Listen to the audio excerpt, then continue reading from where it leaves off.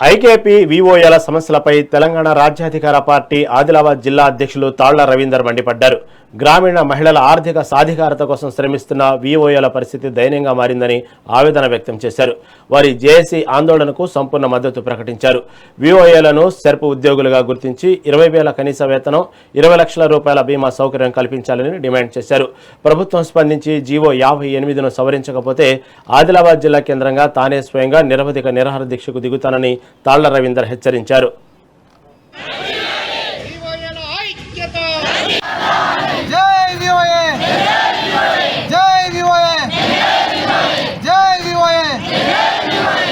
గత 7 రోజులుగా IKP VOA వాళ్ళు సమ్మె చేస్తూ ఉన్నారు. కలెక్టరేట్ బిల్డింగ్ ముందట అధికార యంత్రాంగం ఏం చేస్తున్నది? నిమ్మకు నీరెత్తినట్టుగా ప్రవర్తిస్తే ఇది ఎంతవరకు సమంజసమని చెప్పేసి నేను ప్రభుత్వాన్ని తీవ్రంగా డిమాండ్ చేస్తూ ఉన్నా.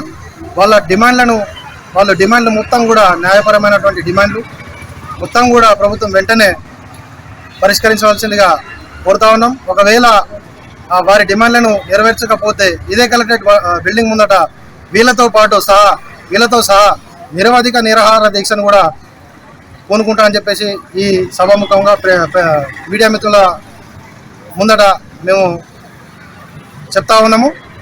అదే కాకుండా వీళ్ళకు టెంట్ సౌకర్యం కూడా ఇవ్వకపోవడం ఎంతవరకు సమంజసం అని చెప్పేసి నేను అధికార యంత్రాంగాన్ని ప్రశ్నిస్తూ ఉన్నా.